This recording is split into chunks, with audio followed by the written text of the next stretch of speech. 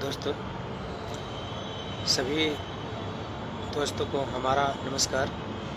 मैं अपने चैनल पे आप सभी लोगों को हार्दिक स्वागत अभिनंदन करता हूँ। बहुत दिनों के बाद आज लाइव आया हूँ। लाइव तो आता नहीं, बहुत सौभाग्य की बात है कि आज मुझे मौका मिला लाइव आने के लिए। तो मैं प्रयागराज जाने वाले सभी श्रद्धालुओं से, दर्शकों से, भाई बंधुओं से ये निवेदन करूँगा कि जब भी कभी ग्रुप में आते हैं तो अपने ग्रुप से बिछड़े नहीं, और जब साथ में आते हैं, जो महिलाएं हैं या जो पुरुष हैं, जो अनपढ़ हैं, अशिक्षित हैं, तो वो अपने साथ मोबाइल नंबर, घर का पता वो लिख के लाएं, जिससे कि हमारे किसी भी बल सदस्य को दिखा करके वो गंतव्य स्थान तक जा सके, है ना। अपने घर का एड्रेस, आधार कार्ड, मोबाइल नंबर, ये सारी चीज़ कॉन्टेक्ट वगैरह सब साथ में रखें, क्योंकि ग्रुप के साथ जब पिछड़ते हैं लोग तो बहुत सारी कठिनाइयों का सामना करना पड़ता है। और जब एक ग्रुप में आकर के आपके साथी आपसे जब पिछड़ जाते हैं तो आपके साथ न खाने का, न रहने का, न पीने का, ये सारी व्यवस्थाएं जो है वो अस्त व्यस्त हो जाती है।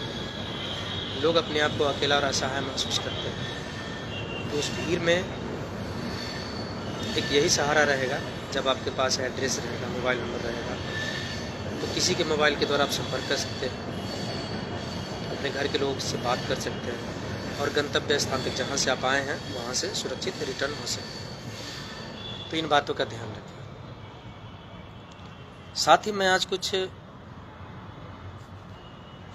मेला की खास बातों का जिक्र करना चाहूँगा कि जब भी कुंभ में आते हैं तो अफवाहों से बचें। बहुत सारे अफवाह होती है कि यहाँ से वहाँ जाने में ये भीड़ है, वहाँ पे मोड़ पे भीड़ है, तो किसी दूसरे के बातों और बहकावों में ना आए। अपने विवेक से काम लें, अपने प्रेजेंट ऑफ माइंड का इस्तेमाल करें। ज़्यादा भीड़ भाड़ जब हो जाए तो भीड़ भाड़ से बचें, खासकर छोटे बच्चों के साथ यदि हैं तो ज़्यादा भीड़ भाड़ से बचें। और यदि जंक्शन पे आते हैं, प्रयागराज जंक्शन पे, और ज़्यादा भीड़ हो रही है, ट्रेन पे चढ़ने में सुविधा हो रही है, तो उस ट्रेन को जाने दें, दूसरे ट्रेन पे चढ़ें, जिसमें कि आप सुरक्षित फील कर सकें। आप अपने बच्चों के साथ, अपने परिवार के साथ आए हैं, अपने ग्रुप के साथ आए हैं, तो उसमें जब आप ग्रुप के साथ आए हैं तो किसी भी गाड़ी में चढ़ने से पहले अपने और अपने परिवार के साथ जो सदस्य लाए हैं उनके साथ उस गाड़ी में चढ़ने से पहले सुरक्षा का ध्यान पक्का रखें, क्योंकि जान है तो जहान है, तभी तीर्थ प्रयाग है। किसी भी तीर्थ स्थल में जाने का मेन पर्पस यही होता है कि जब आप सुरक्षित हैं तभी आपका यात्रा जो है वो सफल है। अब रही स्नान की बात। यदि आप प्रयागराज जंक्शन पे आते हैं तो जंक्शन से उतरने के बाद भीड़ को बाहर निकलने का रास्ता सिविल लाइन है। सिविल लाइन की तरफ से आप बाहर निकलें। सिविल लाइन की तरफ निकलने के लिए प्लेटफॉर्म नंबर 9-10 है, या प्लेटफॉर्म नंबर 6 की तरफ से भी है। 4 ब्रिज है, 4 ब्रिज में से किसी भी ब्रिज के सहारे जो है आप ओवर ब्रिज के सहारे बाहर हो सकते हैं। बाहर होने के बाद सिविल लाइन की तरफ से आपको ऑटो भी मिलता है, पैदल भी जा सकते हैं। तो जिन श्रद्धालुओं को ऑटो मिल जा रहा है वे ऑटो के सहारे त्रिवेणी संगम से 2 किलोमीटर पहले रुकते हैं, जिसको परेड ग्राउंड बोलते हैं। परेड ग्राउंड के सामने एक पुलिया के नीचे तक गाड़ी जाती है। नॉर्मल भीड़ रहने से आनंद भवन साइड तक जाती है, और वहाँ से आपको 4 से 5 किलोमीटर पैदल चलना पड़ेगा। तो जब तीर्थ यात्रा करने आते हैं तो पैदल चलने और असुविधाओं का यदि ख्याल करके चलेंगे तो फिर स्नान नहीं कर पाएंगे।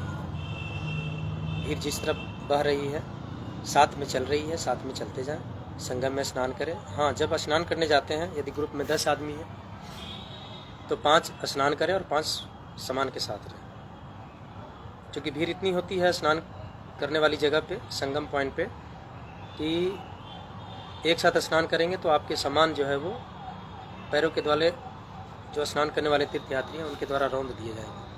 और यदि आप हैं वहाँ पे सुरक्षित है सामान, कोई दिक्कत नहीं, कोई लेके भाग भी नहीं सकता। तो इन सारी बातों का ध्यान रखें। ये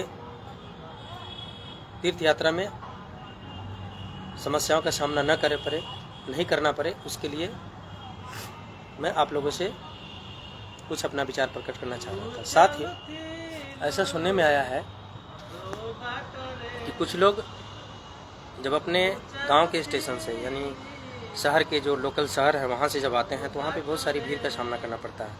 तो मैं यही निवेदन करना चाहूँगा कि यदि आपको अपने शहर से आने में ट्रेन में सुविधा हो रही है तो कुछ दिन इंतज़ार कर लें, नॉर्मल भीड़ होने से आए। संगम में स्नान करना ही सबसे बड़ी चीज़ नहीं है। सबसे बड़ी चीज़ है कि आपके अंदर की जो श्रद्धा है, जो एक दूसरे को सहयोग करने की भावना है, वो पल्लवित होनी चाहिए। मन में यदि आपके पाप हैं और संगम में स्नान कर रहे हैं तो स्नान का कोई फ़ायदा ही नहीं। स्नान का फ़ायदा तभी है जब आपके अंदर सेवा की भावना हो, अपने अंदर की जो हम है उसको मारने की भावना हो। आप अपने सुख सुविधाओं में संलोकित रहेंगे तो ये प्रयाग का फिर मज़ा नहीं। प्रयाग में आने का मतलब है कि आप अपने आप को समर्पित कर दें। आपके अंदर जो भी भावनाएं हैं, उस जो इच्छाएं हैं उसको मार देना, सुख सुविधाओं का त्याग कर देना, दूसरे की सुख सुविधाओं का ध्यान रखना, तभी आपका संगम स्नान का फ़ायदा है। आप संगम स्नान आ गए हैं और आप सोच रहे हैं कि हम ट्रेन से कैसे जाएंगे, हम कैसे नहाएंगे, हमारा कोई कपड़ा न चोरी हो जाए, हमारा कोई ये ना हो जाए। तो इसमें ये देखिए कि कुछ ऐसे भी लोग आते हैं जो चल नहीं पाते हैं, तो उनको सहायता कीजिए, माने अनजान लोगों को सहायता कीजिए। फिर देखिए क्या आपको अंदर से सुख सुविधा या अंदर की जो खुशीपन जो है, जो अंदर से आप खुश रहेंगे, जो आपको मानसिक शांति मिलेगी, उसका फिर आनंद ही अलग है। तो आप लोगों से यदि कोई क्वेरी है, कोई सवाल जवाब है तो हमसे पूछ सकते हैं। मैं आपकी शंकाओं का समाधान करने के लिए तैयार हूँ, क्योंकि बहुत दिनों के बाद मुझे लाइव आने का मौका मिला। तो यदि मैं आपकी कुछ समस्याओं का समाधान कर पाऊँ तो यह मेरे लिए सौभाग्य की बात होगी, है ना।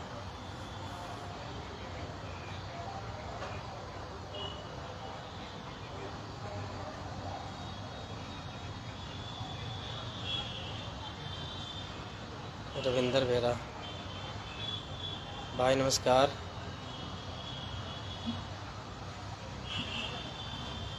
मैं एक आप लोग का सामान्य सेवक हूँ भाई, कोई हमारा कोई रैंक नहीं है,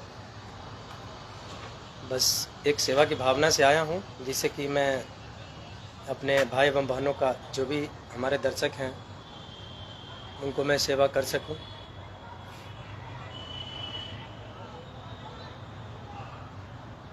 जन सेवा कर सकूं।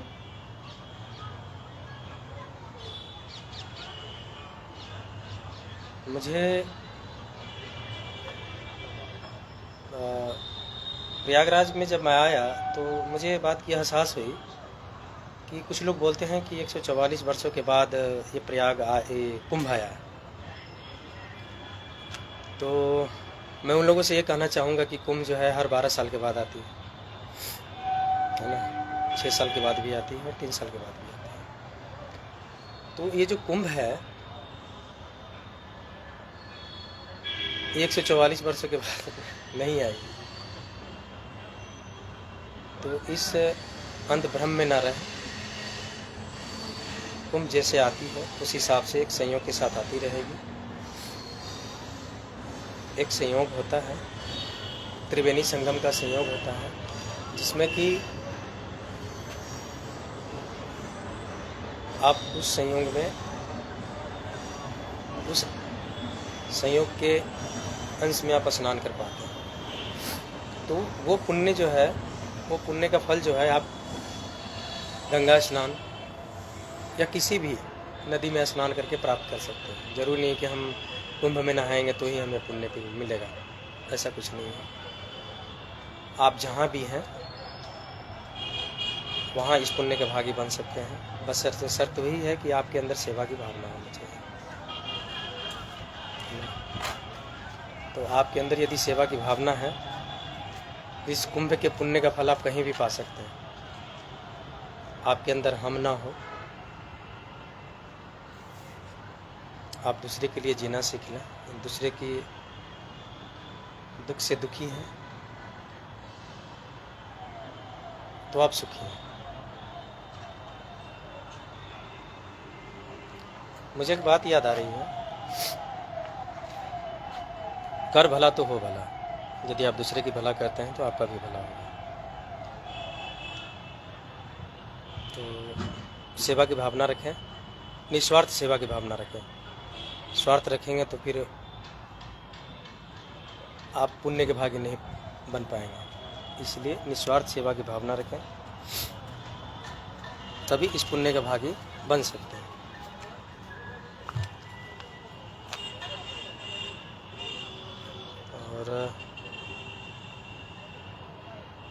और किन्हीं भाई का यदि सवाल है तो कर सकते हैं, शक है, समस्या है तो पूछ सकते हैं।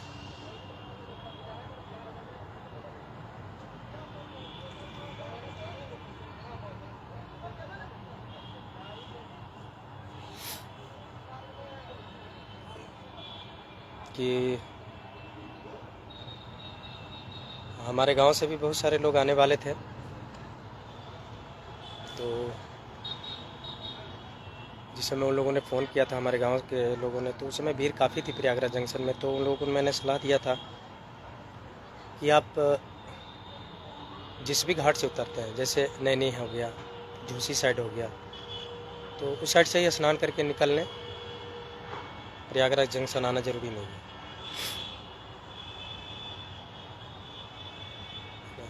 तो जहाँ से भी हो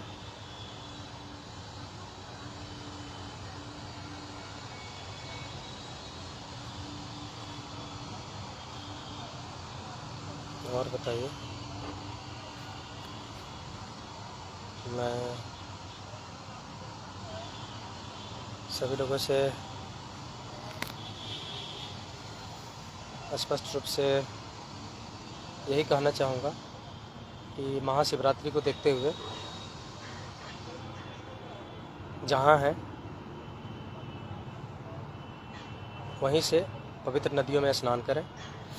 यदि प्रयागराज आ पा रहे हैं तो संगम में स्नान करें, नहीं तो गंगा है वहाँ स्नान करें, गोदावरी है वहाँ स्नान करें, कावेरी है वहाँ स्नान करें और कुंभ का ही पुण्य प्राप्त करें।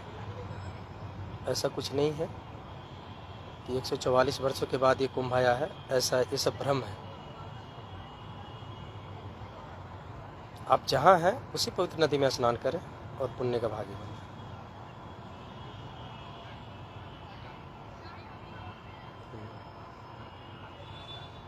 तो मैं आपसे यही कहना चाहूँगा कि ये जो कुंभ है ना, इसमें त्रिवेणी संगम के स्नान का महत्व है, क्योंकि दो दृश्य नदियाँ हैं और एक अदृश्य है, जिसमें गंगा यमुना दृश्य है और जो सरस्वती है वो अदृश्य है। तो इसलिए त्रिवेणी संगम का एक संयोग बना था इस बार, जो त्रिवेणी संगम के संयोग का विशेष महत्व रहा। बाकी तो कुंभ जैसे आती है वैसे ही आ रही है। ग्रहों का एक मिलन संयोग रहा था इस बार, जिसकी वजह से एक विशेष और खास रहा है। तो आप तमाम दर्शकों से यही निवेदन रहेगी कि आएँ, संगम में स्नान करें और स्नान करने के बाद सुरक्षित अपने घर को लौटें।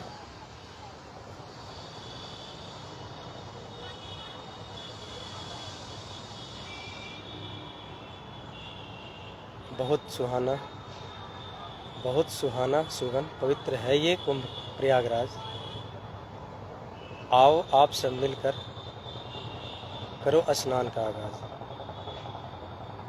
है अंतिम महाशिवरात्रि का स्नान, जहाँ भी हो सुरक्षित आप करो कुंभ स्नान। तो आप जहाँ भी हो वहीं इस कुंभ के पुण्य का भागी बने, कुंभ स्नान के पुण्य का भागी बने। और इस समय मिल पा रहा है, सुरक्षित आ पा रहे हैं तो प्रयागराज पहुँचे, स्नान करें।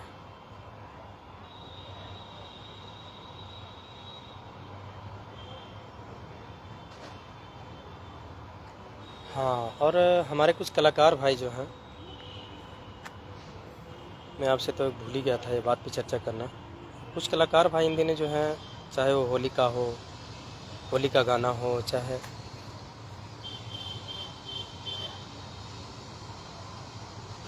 समय के हिसाब से, मौसम के हिसाब से जो भी गाना हो या स्टेज प्रोग्राम हो, उसमें कम्युनिटी यानी समुदाय को इंडिकेट करके गाते हैं। तो मैं उनसे यही प्रार्थना करना चाहूँगा, चाहे किसी भी समुदाय के हो, किसी भी कम्युनिटी के हो, आप किसी भी कम्युनिटी या समुदाय को इंगित करके ना करें। अरे आप कलाकार हैं, आपके अंदर कला छुपी है, तो अपने कला को उभारो। किसी भी समुदाय को इंडिकेट करना गलत है। सबसे पहले सोचो कि आप एक भारतीय हो, है ना, इस देश के नागरिक हो, और इस देश के नागरिक होने के साथ साथ हम सभी एक हैं, चाहे किसी भी समुदाय से हैं। और समुदाय में मात्र दो ही हैं, हिंदू और मुस्लिम, है ना। तो इसमें बंटवारा मत करो भाइयों। यदि हिंदू हो तो उसमें बंटवारा मत करो, ठीक है ना। इंसान का इशारा काफ़ी है। बाकी जीविकोपार्जन के लिए आप कुछ भी गाओ, लेकिन किसी भी समुदाय को टारगेट मत करो।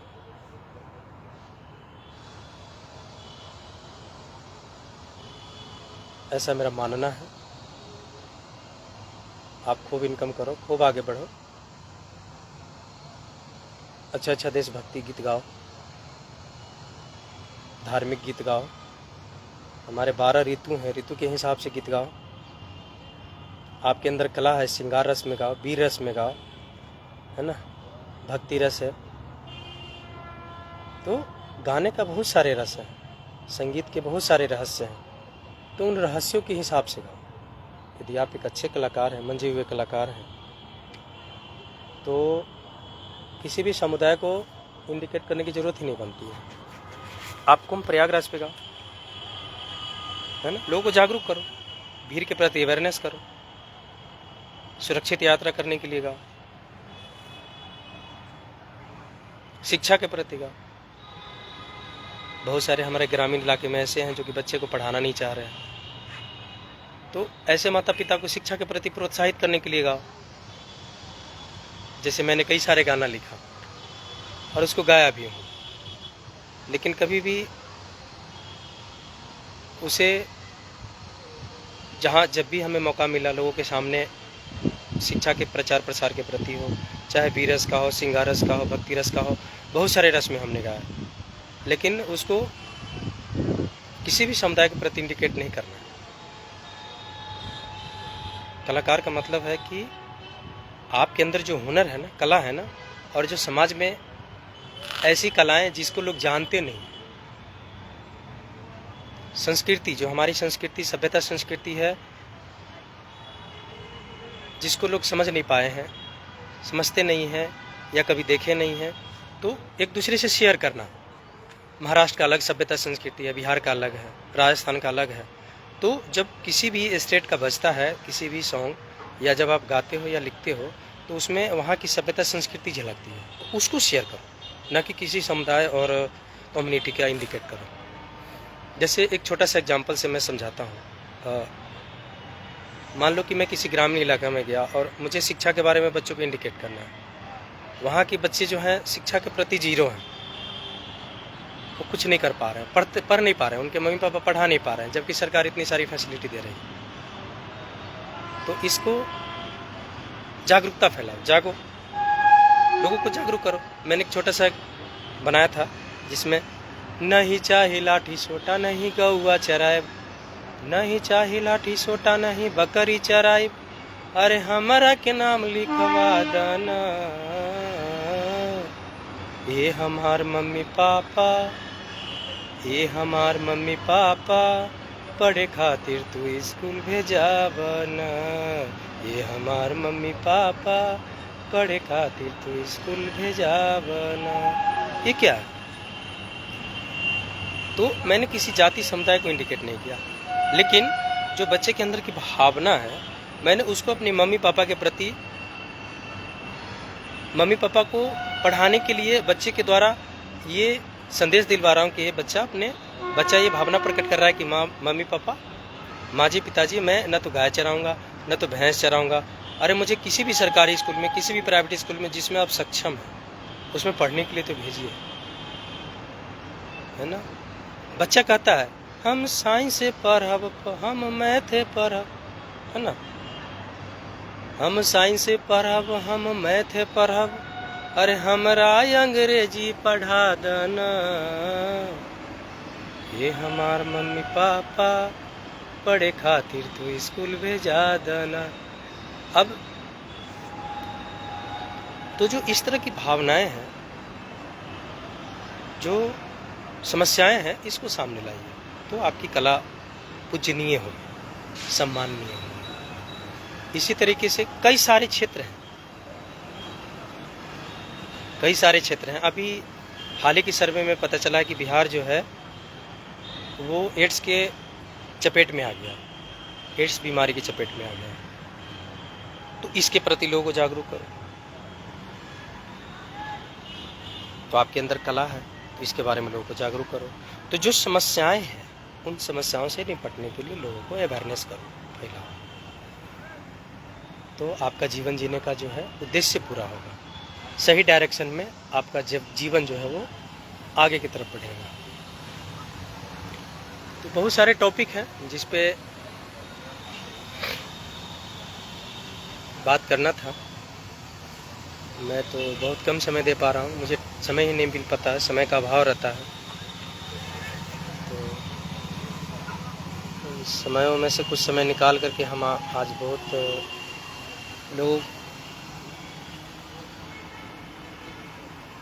लोगों के रिक्वेस्ट पे कि थोड़ा समय दीजिए, टाइम नहीं मिल पा रहा था।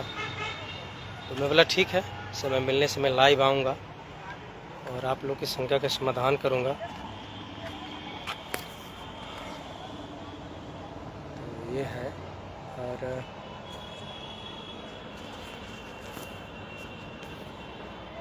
और कई सारे समस्या हैं, जैसे एड्स हो गया, हाथों की साफ सफाई हो गई, है ना, ब्रेस्ट फीडिंग हो गया। बहुत सारी महिलाएं बच्चों को जन्म देती है तो अपना दूध नहीं पिलाती है, तो ब्रेस्ट फीडिंग है, इस पे गाना बनाइए, लोगों को अवेयरनेस फैलाइए। एक छोटा सा एग्जांपल देता हूँ ब्रेस्ट फीडिंग का। माई के दूध होला अमृत समन माय, अमृतवा ये राजा बड़ा निक लागे, अमृतवा ये राजा बड़ा निक लागे। माई के पहला पीला गाढ़ा दूधवा, पीला गाढ़ा दूधवा, पीला गाढ़ा दूधवा, अरे जो बच्चा पिए हो जाई निरोगवा, ई दूधवा ये राजा बड़ा निक लागे, ई दूधवा ये राजा बड़ा निक लागे। तो ये जो माई का पहला पीला गाढ़ा दूध, जिसको खिटसा बोलते हैं, ये बच्चों के लिए अमृत समान है। तो बहुत सारे जगहों पे इसे पिलाया नहीं जाता। तो ये सारे टॉपिक हैं, ये समाज को आगे ले जाने का, ये सारे टॉपिक है, एक दूसरे को इंडिकेट कर रहे हैं।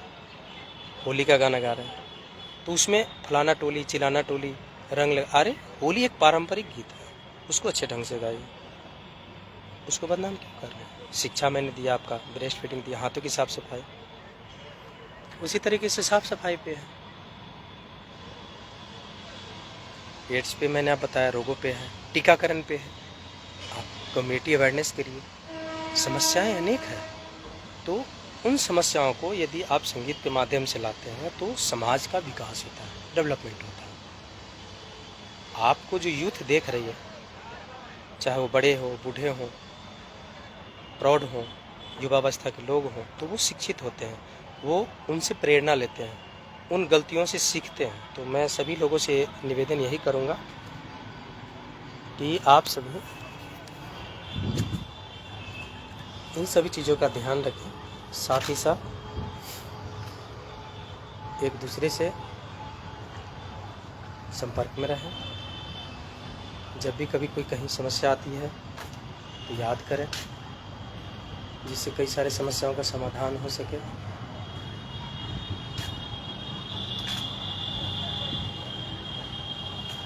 और बहुत सारे टॉपिक है, मैं क्या बताऊं। अब जैसे टॉपिक एक दो रहे तब तो मैं जिस टॉपिक में, शिक्षा के टॉपिक ले लीजिए तो मैंने बताया आपको एग्जाम्पल देके, ब्रेस्ट फीडिंग हो गया, साफ सफाई हो गई, तो उसमें नुक्कड़ है, नुक्कड़ नाटक है, संगीत है, अब जिस भी माध्यम से करो। तीर्थ यात्रा है, तीर्थ यात्रा माने कि प्रयागराज जाना है, तो इसके प्रति लोगों को जागरूक करो। प्रयागराज है वहाँ सोना, एक जो औरत है, ये उसके जो पति हैं, पति पत्नी विचार करते हैं प्रयागराज जाने के लिए, है ना, कि पत्नी से बोलते हैं कि चलो प्रयागराज चलते हैं, मेला घूम के आते हैं। पत्नी कहती नहीं, बहुत ज़्यादा भीड़ है, इस भीड़ में कैसे जाएंगे। पति मनाता है उनको, कहता है प्रयागराज ना सोना, माने संगम जय बना सोना, ट्रेन से जय बना सोना। तो वो मनाने का प्रयास करते हैं, कहते हैं कि चलो किसी भी रूप में चलो। तो पत्नी मान जाती है, मानने के बाद क्या कहती है, अरे ये बोलते हैं प्रयागराज जय गुना सोना, संगम जय गुना सोना। तो पत्नी क्या कहती है, तोरा भी न संगम जाइब ना हो। फिर बोलते हैं भीड़ में जय गुना सोना। तो ये प्लेटफॉर्म है, आप जिस रूप में अवेयरनेस जगाना चाहेंगे उस रूप में पब्लिक जगह। नाटक हो गई। उसी तरह एड्स के बारे में भी मैं चर्चा किया था, तो उसी पे भी मैं आता हूँ। पूरब जइहा तू पश्चिम जइहा भले राजा, अरे प्रयागराज जइहा तू दिल्ली तू जइहा चाहे इलाहाबाद राजा, एड्स बीमारी न लइहा भले राजा। मतलब आप जिस रूप में अवेयरनेस, जो आपस में लड़ रहे हैं वो ऐसा नहीं करना, समाज को अवेयरनेस कीजिए। तो आपको शिक्षा, स्वास्थ्य, तीर्थ यात्रा,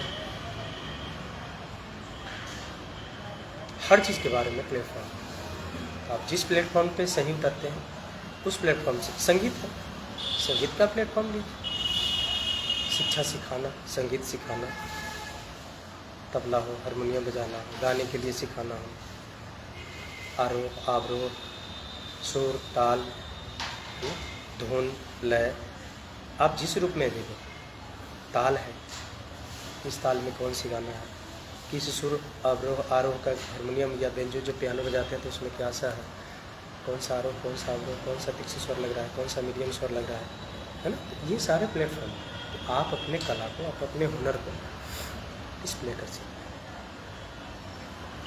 बहुत सारे प्लेटफॉर्म।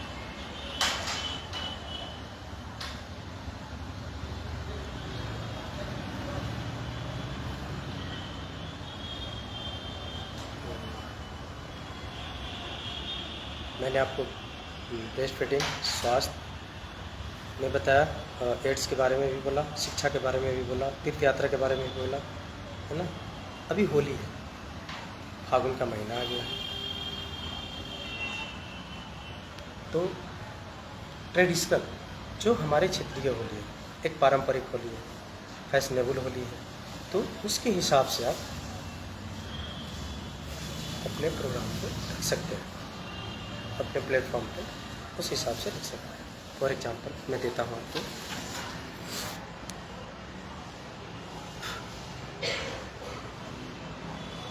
एक छोटा सा एग्जांपल देता हूँ मैं आपको। अरे राम खेले होली, लखन खेले होली, राम खेले होली, लखन खेले होली। लंका गढ़ में रावण खेले होली हो, लंका गढ़ में रावण खेले होली। ये पारंपरिक जो हम लोग गाँव देहात में इस होली को गाते हैं। अब इसको न्यू फैशन में कैसे गाएंगे, इसका भी अलग है। तो आप जिस भी रूप में जहाँ कहीं भी है, चाहे संगीत हो, साहित्य हो, किसी भी को अपने प्लेटफॉर्म पर रख सकते हैं। एक दूसरे को कटाक्ष करते तो कलाकार का मतलब। आगे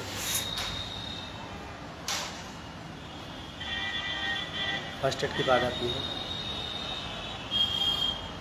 हम लोग डॉक्टर तो हैं नहीं, यदि डॉक्टर होते तो ट्रीटमेंट कर सकते थे। फर्स्ट एड का मतलब होता है कि हॉस्पिटल से पहले हॉस्पिटल पहुंचने से पहले जो ट्रीटमेंट दिया जाए, है ना, उसको फर्स्ट एड मतलब। जो हम किसी भी विक्टिम को, किसी भी पेशेंट को, या आप फर्स्ट एड जान रहे हैं, जैसे किन्हीं का हड्डी फ्रैक्चर हो गया और आप थोड़ा बहुत जान रहे हैं, तो स्प्लिंटिंग करके कूट के द्वारा, लकड़ी के द्वारा उसको तत्काल प्रभाव से हॉस्पिटल पहुंचा। उसी तरीके से किन्हीं को हार्ट अटैक आ गया तो CPR के माध्यम से लंग्स और हृदय को जो है पुनर्जीवित करके उनका जीवन बचा। तो बहुत सारे टॉपिक हैं। आप रेस्क्यू के भी कितने सारे टेक्निक्स हैं। CSSR संबंधी यदि कोई प्रॉब्लम हो गई, बिल्डिंग कोलैप्स हो गई, तो उसमें कैसे हम रेस्क्यू कर सकते हैं। पानी में यदि ड्रोनिंग केस हो गया, यदि पानी में भी डूब रहा है तो उसको कैसे बचा सकते हैं। तो there are different type of learning. माने आप अपनी कला को जहाँ कहीं हो वहाँ आप दिखा सकते हैं। एक दूसरे के प्रत्यारोप पर यार फलाना समुदाय फलाना, ये ऐसा नहीं करें, तो कलाकार का नहीं लक्ष्य।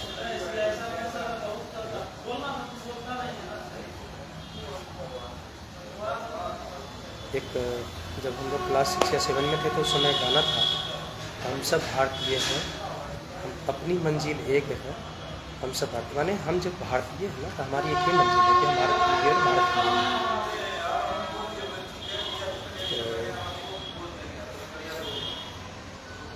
बहुत सारे टॉपिक्स हैं।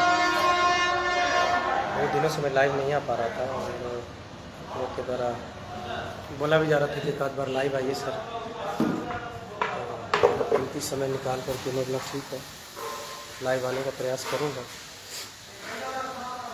और उसी कड़ी का एक हिस्सा हूँ कि आज लाइव आने का मौका मिला।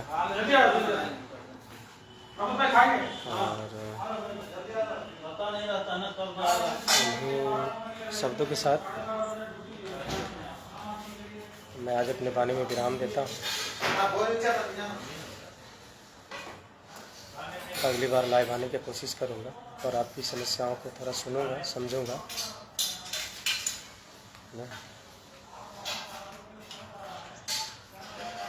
ये शब्दों के साथ यदि किन्हीं लोगों का क्यूरी हो, कोई सवाल, कोई शक हो, समस्या हो, तो पक्का कॉल करें। और मैं हमेशा 24/7 आपकी सेवा में तत्पर रहूँगा। इन्हीं शब्दों के साथ अपने वाणी में विराम देना चाहूँगा। जय हिंद, जय भारत।